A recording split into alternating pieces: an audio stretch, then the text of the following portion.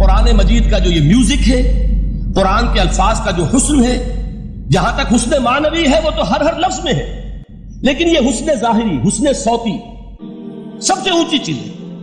پہلی آیت کیا ہے؟ الرحمن، ایک آیت ہو گئی۔ رحمان کیا ہے؟ اللہ کا نام ہے۔ کبھی آپ نے غور کیا اللہ کے ناموں میں سب سے پیارا نام کون سا ہوگا؟ رحمان۔ کیوں؟ اس کا مادہ کیا ہے؟ رحمت۔ ہمیں سب سے بڑھ کر جس چیز کی ضرورت ہے وہ کیا ہے؟ رحمت خداوند۔ نام اچھی طرح سن لیجئے اس حضور کے قول کو۔ حضور فرماتے کوئی شخص جنت میں مجرد اپنے عمل کی بنیاد پر داخل نہیں ہو سکے گا جب تک کہ رحمت خداوندی دستگیری نہ کرے۔ کسی صحابی نے بڑی ہمت اور جرأت کا ثبوت دیا کہ پوچھ لیا کیا حضور آپ بھی؟ جب آپ نے فرمایا کوئی شخص داخل نہیں ہو سکتا جنت میں محض اپنے عمل کی بنیاد پر جب تک کہ رحمت خداوندی جو ہے وہ دستگیری نہ فرمائے۔ پوچھا گیا کیا آپ بھی؟ آپ نے فرمایا ہاں میں بھی۔ آپ اندازہ کیجئے کہ اگر محمد الرسول اللہ بھی رحمت خداوندی کے ضرورت مند ہوں تو تاب دیگرہ چے رسد، ہماری تو سب سے بڑی ضرورت رحمت خداوندی۔ اب یہ رحمت جو ہے قرآن مجید میں اللہ تعالیٰ کی یہ شان دو الفاظ کے ذریعے سے آتی ہے، رحیم اور رحمان۔ اور کوئی مادہ نہیں ہے جس سے دو نام بنتے ہوں اللہ کے، لیکن یہ مادہ ہے واحد رحمت کا کہ جس سے رحمان بھی ہے رحیم بھی ہے۔ رحیم صفت مشبہ ہے، رحمت دائم ہو جائے گی، مستقل ہوگی تو رحیم کہیں گے۔ اور رحمان اس میں رحمت کی ہے وہ شان ہے کہ جیسے ٹھاٹھے مارتا ہوا سمندر ہو، ہیجان کی کیفیت، طوفانی کیفیت، رحمت خداوندی کا طوفانی جوش، وہ ہے رحمان۔ آپ تو رہتے اس علاقے میں ہیں، آپ کو معلوم ہے عرب اگر بھوکا مرا جا رہا ہو تو کیا کہے گا؟ انا جوعان۔ پیاسا مرا جا رہا ہو انا عطشان۔ بہت غضبناک ہوگا غضبان، غضبان آصفہ قرآن میں آیا ہے، بہت غضبناک۔ رحمان جس کی رحمت جو ہے جوش میں ہے، ٹھاٹھے مارتے ہوئے سمندر کے معنی۔ تو یہ اللہ تعالیٰ کے ناموں میں سب سے پیارا نام۔ اب آگے چلیے، الرحمن علم القرآن، رحمان نے قرآن سکھایا۔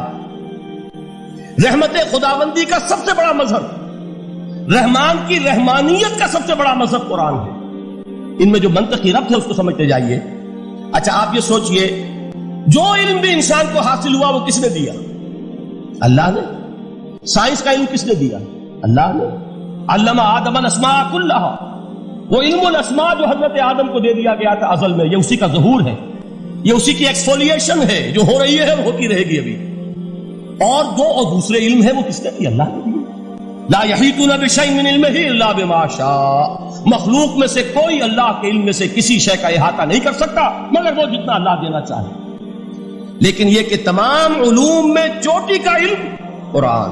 نوٹ کرتے جائیے، چوٹی کی چیزیں جمع کیجیے۔ اللہ کے ناموں میں چوٹی کا نام رحمان۔ اللہ نے جو کچھ انسان کو سکھایا اس میں چوٹی کا علم قرآن۔ خلق الانسان، انسان کو پیدا فرمایا۔ سوال یہ کہ حیوانات کو کس نے پیدا فرمایا؟ آسمان کس نے پیدا کیا؟ زمین کس نے پیدا کی؟ فرشتے کس نے پیدا کیے؟ کیا مطلب خلق الانسان؟ اس کی تمام مخلوقات میں اس کا کلائمیکس، اس کی تخلیق کی معراج، اس کے تخلیق کا نقطہ عروج انسان ہے۔ یہ ہے کہ جو مسجود ملائک بنا ہے۔ وَلَقَدْ كَرَّمْنَا بَنِي آدَمَ وَحَمَلْنَاهُمْ فِي الْبَرِّ وَالْبَحْرِ وَرَزَقْنَاهُمْ مِنَ الطَّيِّبَاتِ وَفَضَّلْنَاهُمْ عَلَى كَثِيرٍ مِّمَّنْ خَلَقْنَا تَفْضِيلًا۔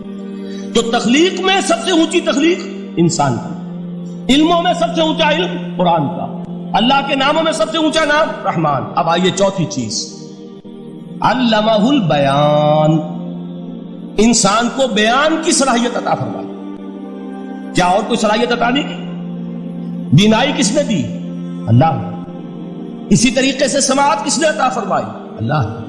کتنی فیکلٹیز ہیں، کتنے ایکسٹرنل آرگنز ہیں سینس کے، کتنے انٹرنل سینسز ہیں جو اللہ نے دیے ہیں۔ لیکن یہاں بھی سمجھ لیجئے جتنی فیکلٹیز ہیں ہیومن فیکلٹیز، ان میں ٹاپ کی فیکلٹی جو ہے وہ اسپیچ ہے، کلام ہے، بیان ہے۔ جن لوگوں نے میڈیکل سائنس کا مطالعہ کیا ہے وہ جانتے ہیں کہ یہ برین ہے، ہیومن برین، اس برین میں جو وہ اوپر ایک زرد سا مادہ ہوتا ہے، گرے میٹر، اس کی ایک کوٹنگ ہوتی ہے، یہ ہائیسٹ ایوالوڈ فارم ہے، اور اس میں سب سے بڑا رقبہ جو ہے وہ اسپیچ سینٹر کہلاتا ہے۔ اسی لیے انسان کو حیوان ناطق کہتے ہیں۔ حیوان کے اور انسان کے مابین امتیاز قائم کیا گیا، نطق، گویائی، بولنا۔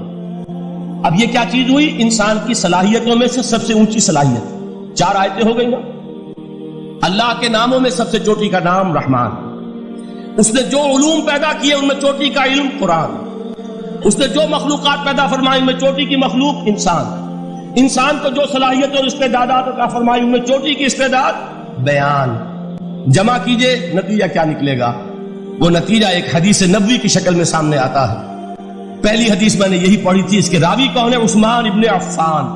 میں حیران ہوتا ہوں، وہ قافیہ یہاں بھی موجود ہے، رحمان قرآن، بیان انسان، عثمان عفان، باپ کا نام بھی اسی وزن پر ہے، عثمان ابن عفان۔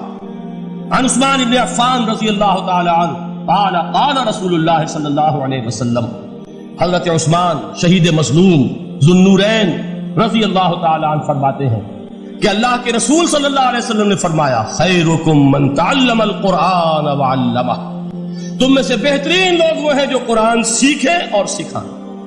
قوت بیان جو تمہاری ٹاپ فیکلٹی ہے، اس کا استعمال کسی گھٹیا کام کے لیے نہیں ہونا چاہیے۔ دیکھیے اردو میں محاورہ ہے کہ توپ سے مکھی نہیں ماری جاتی، توپ بنائی گئی ہے کسی بڑی شے کے لیے، مکھی مارنے کے لیے توپ استعمال نہیں ہوتی۔ یہ قوت بیان جو ہے، جو ٹاپ موسٹ فیکلٹی ہے ہیومن جو فیکلٹیز ہیں ان میں سے، اس کا استعمال بھی ٹاپ موسٹ ہونا چاہیے۔ قرآن کو بیان کرو، وہ جیسے کہ علامہ اقبال نے کہا ہے، بلکہ غالباً ان کے قبر پر آس پاس جو اشعار لکھے ہوئے ان میں سے ایک یہ بھی ہے، اگر یک قطرہ خونداری اگر مشتے پریداری بیابامن تو آموزم طریق شاہ بازی را، اگر تمہارے اندر ایک قطرہ بھی خون کا ہے اور مٹھی بھر بھی پر اگر اللہ نے دیے ہیں تو میرے پاس آؤ کہ میں تمہیں شہبازی کے طریقے سکھاؤں۔ اسی طرح جان لیجئے، اگر اللہ نے قوت گویائی عطا فرمائی، اگر اللہ نے تمہیں حیوان ناطق بنایا، اگر اللہ تعالیٰ نے تمہیں یہ صلاحیت عطا فرمائی، اس صلاحیت کا مصرف دنیا کو نہ بناؤ، اس صلاحیت کا مصرف اللہ کے کلام کو پھیلانے پر اس کو صرف کرو۔ خیرکم من تعلم القرآن وعلمہ، خیر جب لفظ آتا ہے بغیر من کے، ورنہ تو آتا خیر من ہو، تو یہ ہوگی کمپیریٹیو جو ایک ایڈجیکٹو جو ہوتی ہے، لیکن یہ سپرلیٹو ڈگری ہے جب بغیر من کے ہوگا۔ خیرکم، دی بیسٹ امنگسٹ یو، جو تم میں بہترین لوگ ہیں وہ کون ہیں؟ من تعلم القرآن وعلمہ، جو قرآن سیکھیں اور سکھائیں، قرآن پڑھیں اور اسے بیان کریں۔ آج جان لیجئے سب سے بڑی ضرورت اس بات کی ہے کہ آج کا قرآن پڑھیں۔ آپ حیران ہوں گے کہ یہ کیا کہا اس میں؟ دیکھیے قرآن اترا ہے 1400 برس پہلے، لیکن تا قیامت نوع انسانی کو جتنے مسائل درپیش ہوں گے ان سب کا حل اس میں ہے، البتہ کھودنا پڑے گا، گہرائی میں اترنا ہوگا۔ ایک قرآن کی سطح ہے، اس سطح نہیں، اس کی گہرائیوں کے اندر غوطہ زنی کرو، قرآن میں ہو غوطہ زن اے مرد مسلمان۔ اور آج کا قرآن یعنی آج کی ہدایت جو اللہ نے اس میں رکھی ہوئی ہے، ڈگ اٹ آؤٹ، اس کو نکالو اس کے اندر سے۔ ابھی میں حدیث تو آپ کو سناؤں گا، اس میں یہ تصور آئے گا سامنے اور واضح ہو کر۔ آج کے انسان کی رہنمائی اس قرآن سے اخذ کر کے انسان تک پہنچاؤ، یہ ہے فریضہ محمد رسول اللہ کی امت کا صلی اللہ علیہ وسلم۔ آپ نے وہ حدیث سنی تھی کہ بلغوا عنی ولو آیۃ، حضور نے خطبہ حجۃ الوداع میں پہلے تو گواہی لی مسلمانوں سے، 1.25 لاکھ کا مجمع جمع تھا، حجۃ الوداع آخری حج۔ آپ نے اپنے خطبے میں، جس کے چند جملے میں سنا چکا ہوں آپ کو ایجیولز کے حوالے سے، اپنی تعلیمات کے اہم نکات کو بار بار دہرا کر بیان کیا، ہیمر کیا، اچھی طرح ذہنوں میں اتارا۔ اس کے بعد ایک سوال کیا، الا هل بلغت، لوگوں میں نے پہنچا دیا کہ نہیں؟ اور پورے مجمع نے کہا انا نشهد انک قد بلغت، بلکہ ایک روایت میں الفاظ بڑے پیارے آئے ہیں، انا نشهد انک قد بلغت الرسالۃ وادیت الامانۃ ونصحت الامۃ وکشفت الغمۃ۔ ہاں حضور ہم گواہ ہیں، آپ نے امانت ادا کرنے کا حق ادا کر دیا، رسالت کے فرائض کا حق ادا کر دیا، امت کی خیر خواہی کا حق ادا کر دیا، اور آپ نے گمراہی کے پردوں کو چاک، اندھیروں کو چاک کر دیا۔ 3 مرتبہ حضور نے سوال کیا، 3 مرتبہ جواب دیا۔ پھر آپ نے نگاہ آسمان کی طرف اٹھائی ہے، انگشت شہادت سے 3 مرتبہ اشارہ کیا، اللہم اشہد، اللہم اشہد، اللہم اشہد، اے اللہ تو بھی گواہ رہے، یہ مان رہے ہیں کہ میں نے یہ قرآن ان تک پہنچا دیا۔ یعنی جسے آپ انگریزی میں کہتے ہیں سائی آف ریلیف، کہ ایک بڑا بھاری بوجھ آ پڑا تھا، بڑی ذمہ داری تھی. انا سنلقی علیک قولا ثقیلا، اے محمد ہم آپ پر ایک بڑی بھاری بات ڈالنے والے ہیں. اے اللہ گواہ ہے کہ وہ بوجھ میرے کاندھے سے اتر گیا. یہ تسلیم کر رہے ہیں کہ میں نے حق امانت ادا کر دیا. تیری امانت تھی میرے پاس یہ کلام، اللہ کا یہ پیغام انسانوں کے لیے نازل ہوا محمد پر صلی اللہ علیہ وسلم. تو امانت کا بوجھ کس کے بارے گرا، کس کے کاندھے پر ہے؟ حضور کی. اگر ادا نہ کرتے ابھی وہ